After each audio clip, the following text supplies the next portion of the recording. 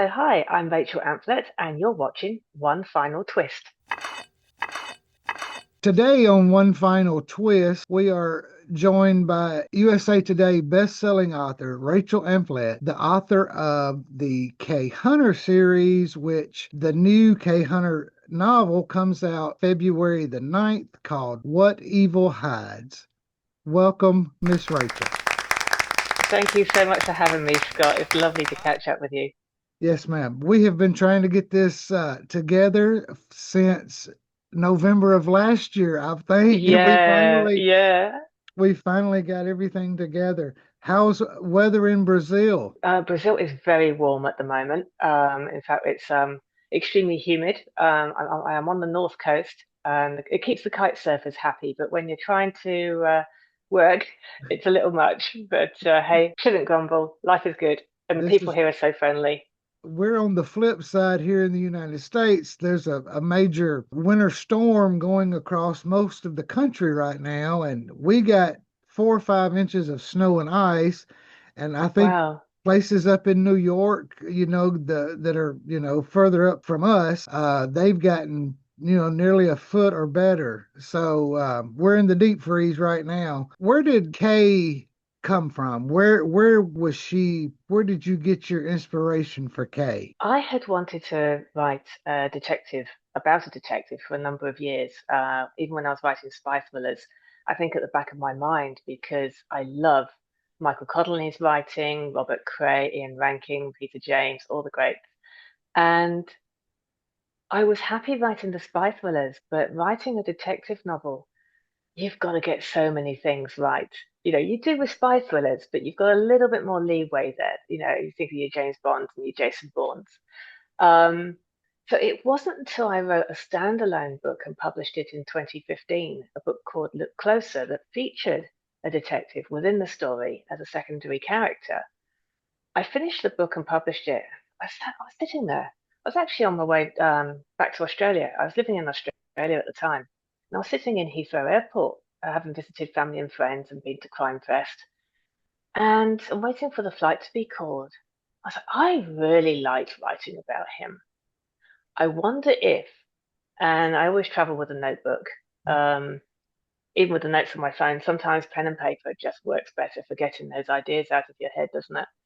And I started in Heathrow Airport, 2016, about May, June time, started writing what was be the first scene for this new book featuring this character.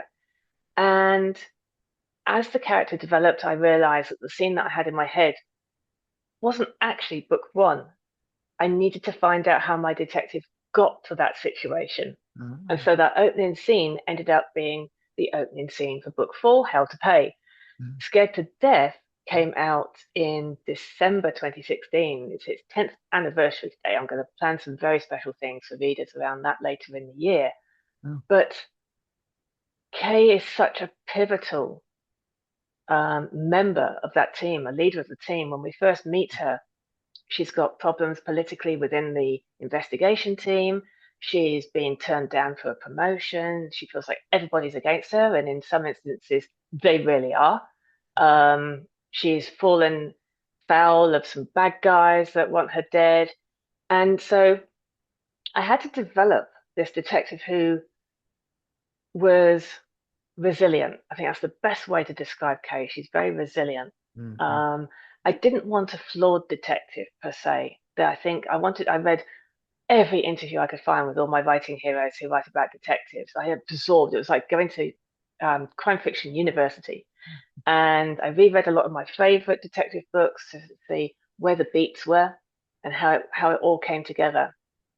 And as I wrote the first book, Scared to Death, I could really start to see the team coming together around her as well. I love TV programs like NCIS and CSI because it's not about one character. Every character has their own story.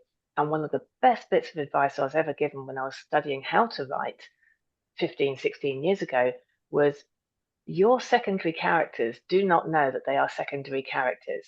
You're meeting them on the most important day of their life. So if your detective is walking into that shop and interviewing the person that owns that shop, for the person owning that shop, that's the most important day of their life. And it's capturing that essence Yeah. of people.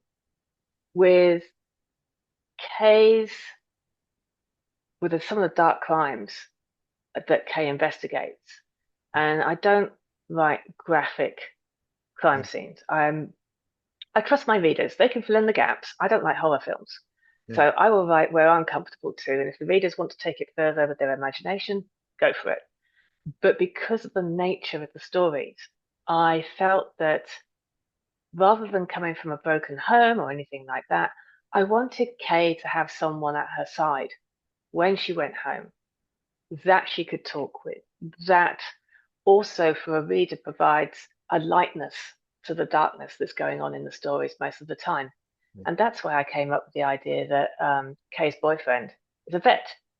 And Yeah. so you never know what he's going to bring home with him. And therein provides the little bit of humor, a little bit of light relief, and then we get back into the dark stuff and the Yeah. investigation. And I'm so fond of my characters. I really am. I just finished What Evil Hides. I was blessed to get an early copy, and the aspect of the boyfriend is so obvious in this as well. This one, 15 books later, he's still there doing what he does.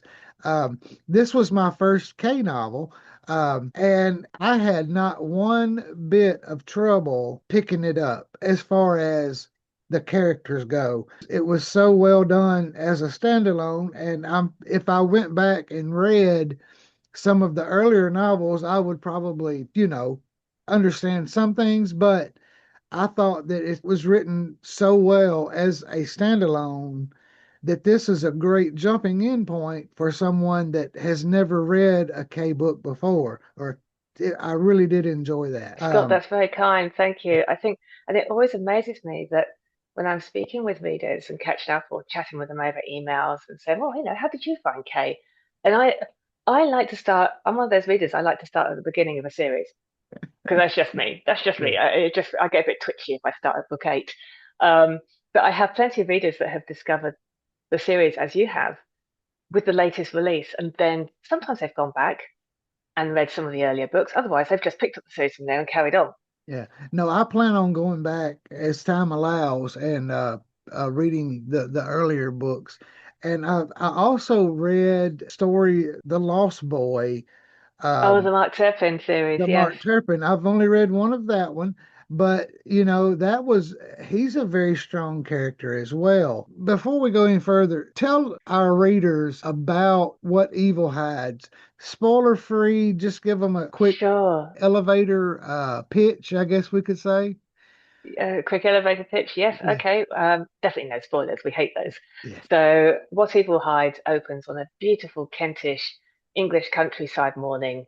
You've got the hop pickers in the Garden of Kent. So in Kent, they grow all the hops that goes into your beer for the brewing process. And they grow, if you've never seen how hops grow, they're on very long trellises and they're quite creepy. They're very tall. They're quite overwhelming when they're over the top of you. And there's a particular pungent smell to them as well, and it blocks out sunlight. Mm. So the guys that are picking the hops, they've got a big cherry picker. One of them's taking his turn. He's at the top because he's got to chop the top of the hop off to drop it. And he spots something blue fluttering in the breeze. And he lowers the cherry picker, runs off to find out what it is, tells his mates to stand there. I've got a bad feeling about this. Um, and discovers a man who has been strung up amongst the hop vines and with evidence that he may or may not have been tortured. And then we bring in the detective and they start uncovering a history of the farm where the body was found, um, interpersonal relationships. They look at everything to do with that particular industry and turn the business inside out to find out who this man is. He's got no ID on him. They have no idea who he is. I will say that this was probably the best planned out or plotted police procedural crime thriller that I have read in a long time. Kay leaves no leaf unturned, I guess you could say, or hop unpull cut, however you want to put it. But she is and her team are so thorough and so methodical about how they go into solving this horrific crime. Now, what part of writing makes you happy? Um, it's interesting actually when you say how well plotted it is, and thank you. That's a lovely compliment. I don't plot my books. Um, I when I get an idea, it pops into my head like a film scene, and I go from there. And I basically run after my detectives taking dictation. Um, as an author, Alexandra Sokoloff once said, she said, "Yeah, you're just running after your characters taking dictation." It's that freedom of the chase that I love when I'm writing. I've got back into dictation, literally dictation, um, while I'm out here in Brazil to just bring up my word count a bit more every day and make the most of the time that I've got here. And I've studied police procedure. Um, I accidentally qualified as a private investigator a few years ago, and I understand the basics of how a murder investigation is managed in England and Australia. And I love my favorite bit of writing is the witness interviews Yeah. because I know from procedure and practice and doing this a little while the questions that my detectives ought to be asking. But I do not know until I start writing that scene what the witnesses are going to tell them. Ah. So when people, I sometimes see like a 2-star review on one of my books and I go, "Ah, oh, I knew who the bad guy was straight away." And I feel like saying, "Well, you could have told me because it took me XXX weeks to work out it was him. You could have saved me a lot of time." So that's interesting. So you didn't know who the bad guy was until you just that's awesome. It's also a bit scary sometimes. Yeah, I could see that, but it did not read sporadic, I guess you could say, Oh, or fabulous. it was very cohesive. The story was. That's interesting. How many books have you published? Published, including What Evil Hides. I think that is going to be number 34, Wow. 35. I work a year ahead of schedule. So Yeah. everything, I publish 3 books a year, and everything for this year is done. Plus, I'm writing the next K Hunter for next year at the moment, which Oh, is my current writing project. I'm having a lot of fun with this one too. So I think I'm up to about 35 published. Plus, I've got oh, over 20 short stories yeah. as well. That's awesome. So you say you publish three a year. How long does it take you to complete from when you write your beginning, your opening until you turn it in? How long does that take you? In an ideal world, if it's really flowing, like this one is at the moment, between 9 and 12 weeks. Oh Now, what wow. I do, my writing process, once I have that idea, I sit down, I start writing. But what I do every morning or every time I sit down and write on a new day, I read back to myself what I wrote the day before. I don't go any further back than that. I don't need to because I do this process. Yeah. I've heard a few writers say that they do the same thing, and I read that, and I might just make a few minor corrections and go, "Oh, that'll be better if you said this," and "Oh, missed that. Need to make a note of that. Need to follow up with that later." So that's about as much plotting as I do. They were told this at this witness interview. They need to go and follow that up as a task. Yeah. And that's where the briefing scenes are really good. That's a checklist for you, the reader, and it's a checklist for me, the writer. Have we covered everything that we said we were going to do? Yeah. That cycling back every single day without worrying about the whole beginning of the story enables me to keep moving forward very, very quickly. Yeah. And then once I finish it, this book that I'm writing at the moment, I'm probably 2 weeks off from finishing it. Oh At the end wow. of those 2 weeks, I will export it from Scrivener, my writing package, into Word. I'll pop it into a different font style because then it looks different for what I've been staring at for the last 9 or 12 weeks. And then I will read it as a reader and I will have a notebook at my side. Gone are the days where I used to be able to print out manuscripts and write on them because traveling, you can't do that. So you find systems that work for you. Yeah. So I'll sit there with a notebook open and I'll just make notes, page number, fix this. Or if it's a quick one, I'll do it there and then on the screen. And once it's done that, had that pass through, it goes straight to my copy editor. Oh wow. So, do you self-publish? I know you're published by, it's called Saxton Publishing. Is Saxon Publishing, yeah. is that Yeah, so you, or is that a publishing house, or is it your publishing company that you own, that you're part of? it's it's my publishing company. So what I'm known as is a hybrid author. So I indie publish my own works, particularly in the English language, but then I can sub-license out my work to publishers around the world. So at the moment, I've got a great relationship with my German publishers, Czech.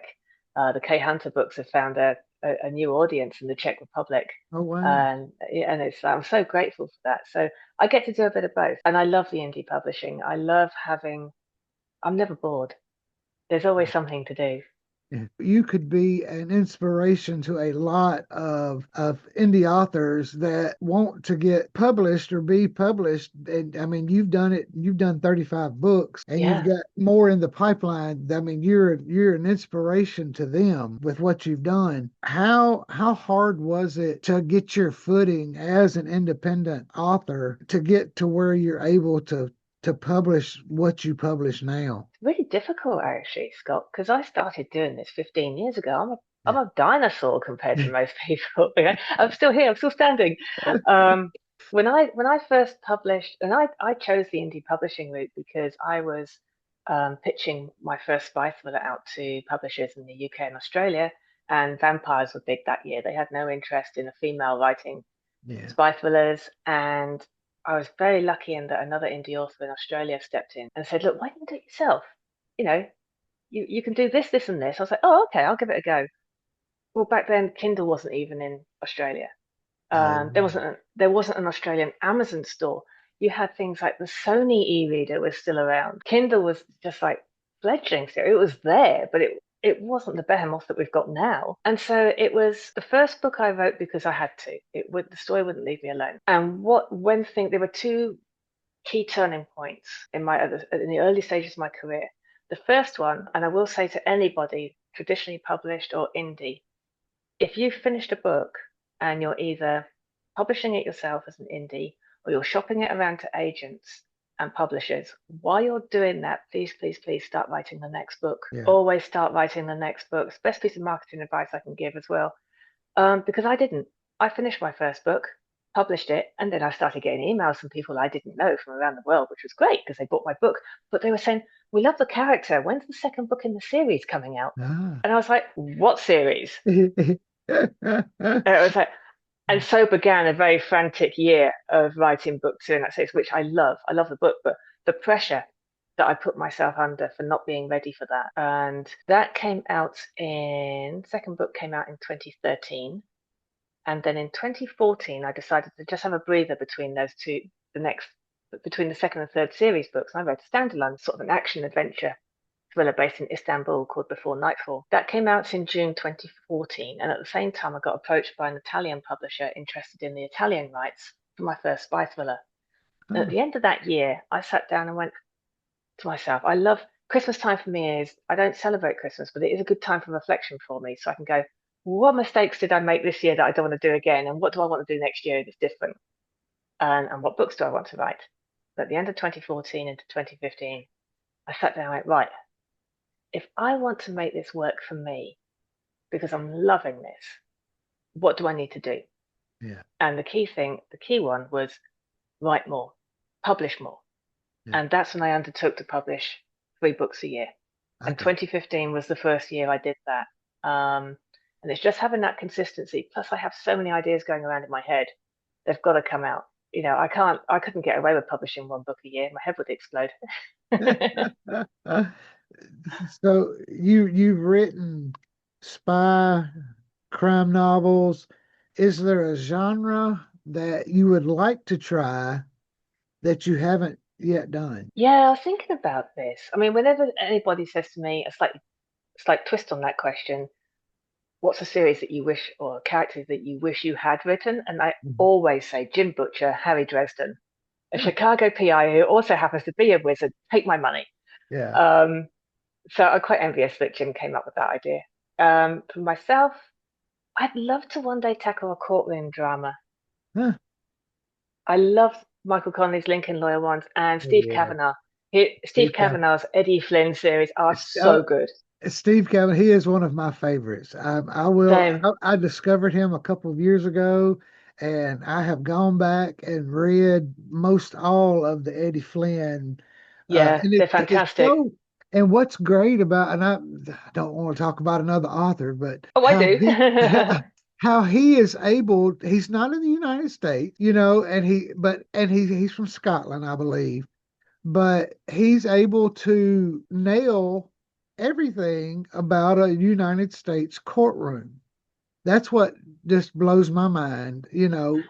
And that's what scares me as a UK Australian writer to base something in America. I mean, I have got one book that's based in America, but it's an action adventure thriller. I'm out there blowing stuff up as usual. Yeah, But like as you say, to do something that is based around people, our language differences that we have, the different court systems that we have, the yeah. different legal systems, that's the bit that scares me.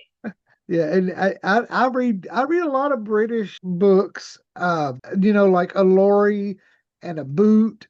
You know, we don't that a lot of people don't know that that's a truck in the United Yeah, States, and the yeah, boot is the trunk, you know, of the yeah, vehicle. You know, and it's just some of the language and a little bit of the spelling. I mean, I have had to look up a few things of what is this, you know, but I do find British crime series, they just resonate for some reason. I love the British court system and mm, how it works versus the United States. Of course, you know, we're all related, you know, in the big picture. yeah, yeah, But I just find it interesting that people like him is he's able to write that and just yeah, nail everything down perfect. It just yeah, blows my mind. He may yeah. have, I don't know that much about him. I've never talked to him. He may have lived in the United States for a while. You know, he may be an American lawyer. I don't know if he is or not. That's just blows my mind that Yeah, the amount of research must go into something like that. yeah, and I think there's something about American courtroom settings as well compared to British ones. Would you agree? I think there are a Yeah, lot more. You think about the John Grisham ones, yes. like the Pelican Brief and stuff like that. There's something as an English Australian reader that I love those settings. Yeah, the you know the Grisham crime thrillers. I mean, I grew up on those. You know, the like you said, the Pelican Same, Brief is one of my favorites. same. I love anything in the southern United States, anything that's set in the South. That, of course, I'm from Tennessee, which, you know, I'm in the South, but we're not like on the swamps, Hmm. but the Pelican Brief and all of his stuff, he's written, I forget how many he's done now, but there's, you know, he still puts them out once a year. He's a once Yeah, a year guy, but yeah. It's very consistent, very yes, consistent. But I'm with you on the Pelican Brief, one of my yeah. all-time favorite books. The movie is done really well too. I will say I that agree. you know, the Denzel and Julia Roberts characters, they're Darby. She's one of my, I think her name was Darby. That's right. She was one of my favorite Yeah. characters.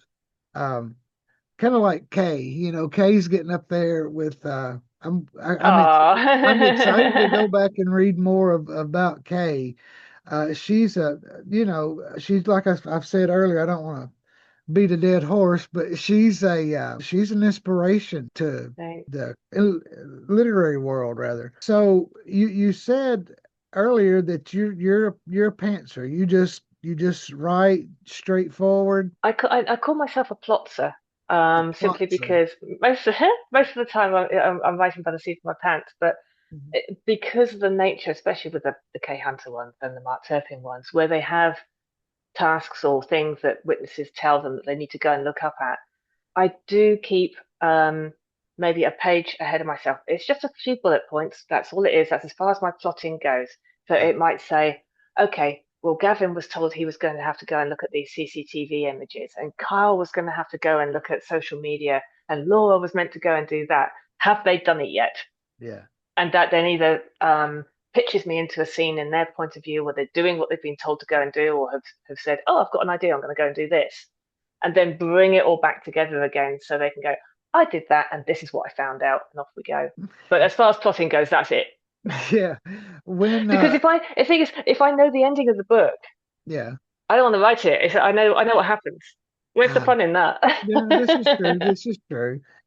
Uh, when you do your research, like you're in Brazil doing research now for, I assume, a couple of books that you're working on. No, Is it? I'm just living here. Oh, you're just living there. Okay. Yeah, I now for the past 14, 16 months we've just been living on the road. So Oh, last year wow.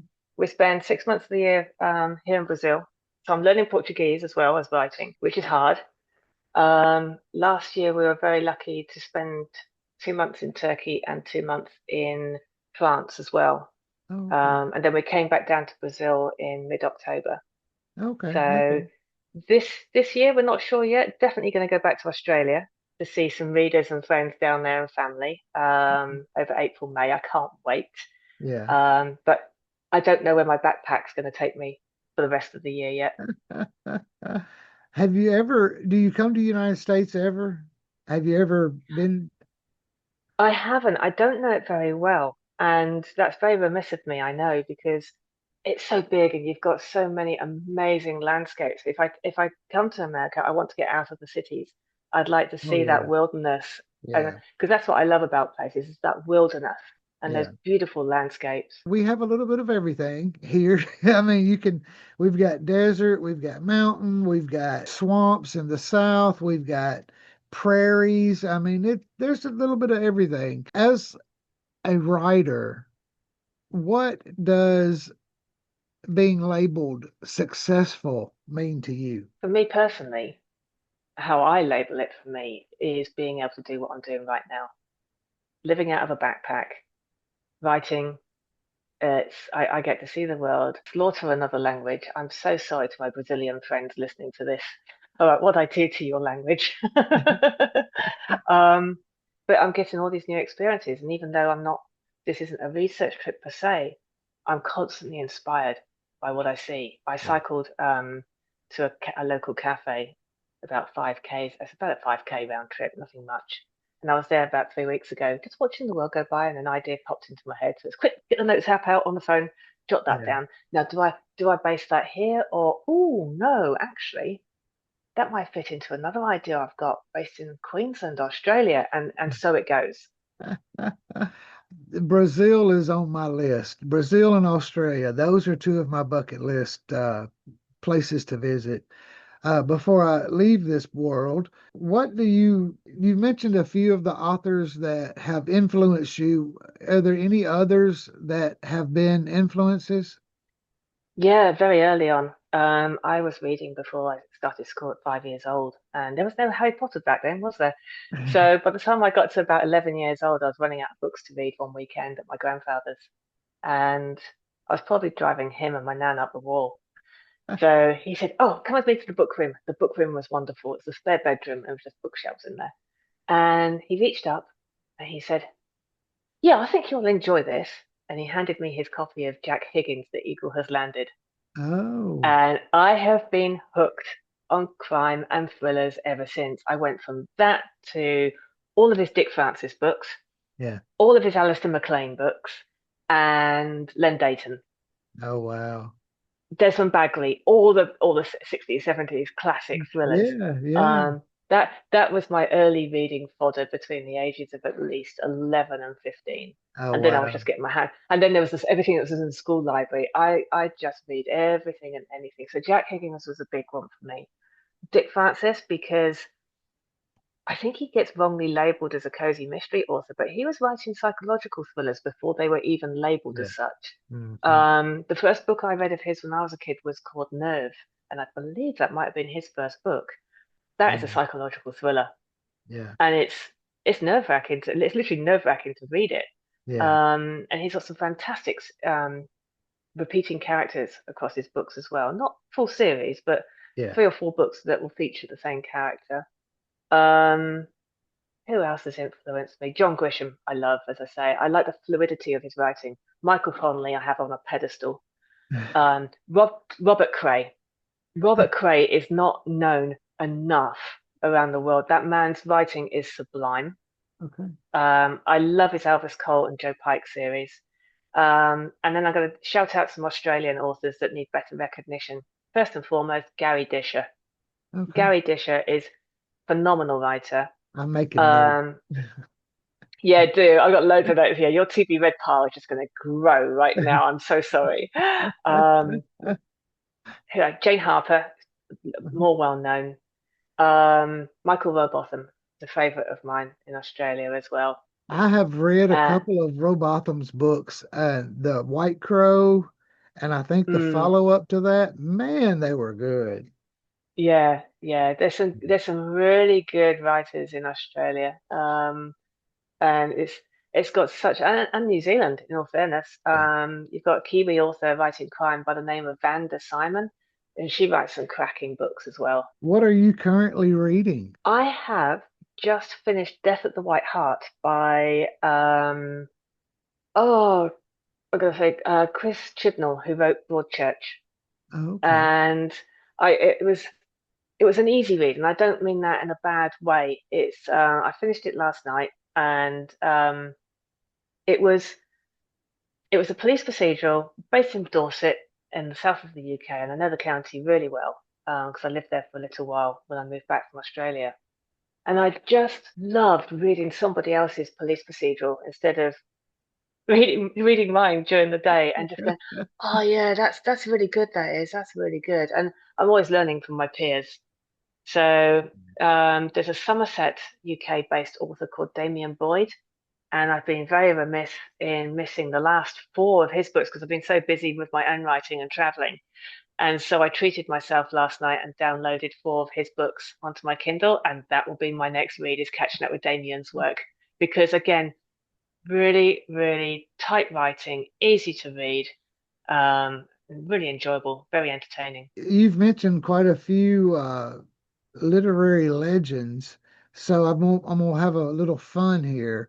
If you could do a road trip with one author, living or dead, who would it be? Oh, good question. I like that. See, people don't normally say author. They say, who to do a road trip with? And first choice has to be Keith Richards, right? So, author, Robert Cray. He's got Oh, such a writing heritage from first writing with Hill Street Blues and for TV and Taxi and things like that to now doing what he's doing with the Elvis Cole Joe Pike series. And they are funny. They are heart-wrenching. There was one book that I think Joe Pike was the lead character in that one because they tend to switch, had me in tears. oh wow. And to be able to write a character like Joe Pike, who rarely Mhm, speaks and still move a reader to tears, mhm. that's good. That's Yeah, just mind-blowingly good. So yeah. yeah, I'd like to go on the road trip and pick his brains. How'd you do that? How do I do that? You made a comment, and when I was reading your bio, you used to play musical instrument. Tell us a little bit Yeah, I used to about play. that. Yeah, so I left school at 16 because I wanted to be a rock star. So I went and learned how to play lead guitar instead. And I wasn't a rock star. I beat 450 of what I beat 450 other female lead guitarists to an audition at Air Studios in London when I was 22.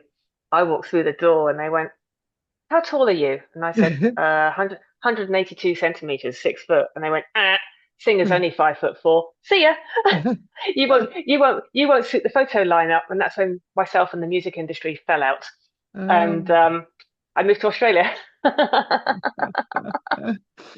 I saw that and I was like, wow, she's a musician too. Yeah, I miss But it. But you may not be a actual rock star, but you're a rock star of the literary world. oh, that's kind. Thank you. I'll wear that. Before we wrap up, is there anything you'd like to talk about? Any causes that our readers or listeners need to I think I think for everyone, just keep bigging up libraries. Big up the libraries. Libraries need our support. There are there are publishers and writers who don't put their book into libraries and then wonder why their books are pirated as PDFs and complain about it. Well, your books are being pirated because people can't afford to buy your books at the moment. Times are hard. yes, If we don't support libraries, they are going to disappear. And they're not just about books, they are learning hubs for people who don't have access to computers, printers, study materials, a safe place to study. yes. And so libraries are my cause. Um, I wouldn't be doing what I'm doing now if it wasn't for libraries, because my parents couldn't keep up with my voracious reading habits as a kid. And if it wasn't for the school library and our little town library, I would not be doing what I'm doing now. So Yeah. yeah, go big up the libraries. All right. Uh, if our readers want, if our listeners and viewers want to connect with you on social media, where are you located on social media and what are your handles? Handles Instagram's my favorite, and it's just at Rachel Amphlett. The best way to stay in touch with me is to head over to the website, which is simply rachelamphlett.com. And if you'd like to join my mailing list, I just message you every month, let you know what crazy things I'm doing and what I'm writing and some of the best books that I've read that month. And to order your books, how can people do that? Nice and easy. Every single book on my that I've got has its own book page on my website. You can either buy the audiobook, print, or ebook direct from me and support my writing, or I've got a list of all your favorite retailers on there as well, just one click away for you. There is also a library form that you can download, take to your local library, and ask them to stock my books for you. Okay. Is there any place with you being a nomadic writer, not being um, nailed down in one place? Is there anywhere they could get signed copies if they wanted to? Because I love signed copies. Um, Yeah, as do I. And all mine are in storage at the moment. So yeah. at the moment, no. I am hoping to get to Australia in early May. So I'd urge people to who may be listening in Australia, sign up to the mailing list, and as soon as I've got some dates there, I'll let you know. I'd love to come back to Canada. I was lucky enough to be at VoucherCon back in 2017, met a Okay. load of Canadian I readers, was and I was I going have to ask you tried. about that. Yeah, I have tried twice to get to the New Orleans BoucherCon, and circumstances just haven't allowed. I think the first one was COVID, and then for Yeah. some reason I couldn't get. I think I just ran out of time last time to try and get there. So New Orleans BoucherCon is on my list. I've heard it's a good one. We went last year to BoucherCon in New Orleans, and it was unreal. It was my first time ever going to BoucherCon. And of course, it's going to be in Calgary this year. Uh, Yes. I don't know that I can make that because it's just logistically. I brought back over 300 books. And thankfully So, they have a shipping option, don't they? well, yes, but to ship from Canada into the United States, it's Oh, super expensive. And yeah, I would want to take all my books that I get because the publishers send books, and I yeah. love getting all my books signed. They're my shelf trophies, I call it. That's Um, it. but the yeah, we've talked about it. We may go. I'll just have to show a lot of restraint about picking up picking up all the because there's so many free books. I mean, there really is. I Yeah, mean, you can purchase whatever you want there, but the arcs and all of the goodies that they distribute, I've that's I've, just, right. I've never seen anything like BoucherCon. And it No. is coming back into the United States next year. I believe it's either Philadelphia or Washington, D.C. It's one of they're up north, so Okay. I'm not for sure exactly which one, but one is in Washington and one is in Indianapolis. I think, but I'll definitely, if it's in the United States, we'll go because we don't mind driving. Yeah. And It's that's like, what I loved about it. That when I went to the one in Toronto, I was on two panels there, but talking to readers, that was their summer holiday. yes, You know, or yes, that was their holiday that they'd saved up all year for it, and they had yes, traveled there, and they were just such immense book lovers. It's such a great atmosphere. It and the really is. I mean, and the I was just authors. fangirling. I was seeing all my favorite Oh authors and just yeah, completely I did. fangirling. I was fanboying a lot. I mean, there's small authors, big authors. Connolly Hmm. was there. I actually got to meet him. Uh, had a little chat with him, thanked him for what he does, and Yeah. it's just fun, and Yes. you don't have to go to anything, or you can go to everything. It's And, whatever. That's the good and thing it's about it. Yeah, So. and it's very inclusive, isn't it? Like you said, it's the big authors, it's the small authors, it's Mm. everybody in between, but we all rub shoulders with each other at the bar. That's And right. everyone turns up at the coffee shop in the morning. That's right. That's right. It's And a great atmosphere. it really is. And if you go to the one in Calgary, let us know. And I maybe will. me and my partner, she's she's not with me today, but normally there's a female co-host. Yeah. Um, she's in Kentucky. I don't know where she's at today. So Buying she books, buying she books. she probably is. She got the invite like everybody else, but it is, she may be deep. She's probably deeper in the snow than I am because they're further Could up well north. be by the sounds of it. Yeah, it was bad. So thank you again for joining me today, Miss Rachel Amphlett. Her new In another life. her new her new book will be out on February the 9th. It's called What Evil Hides. It's a Detective K. Hunter series. Or is she a detective or is she called DI? What is A detective, I think it it? is like then she can do what she wants, can't she? Yeah. All That's right. great. Scott, thank you so much for your hospitality. It's been Yes, lovely chatting ma'am. with you today. Thank you. I'm glad we were able to finally get together after so Me many too. months of playing email tag.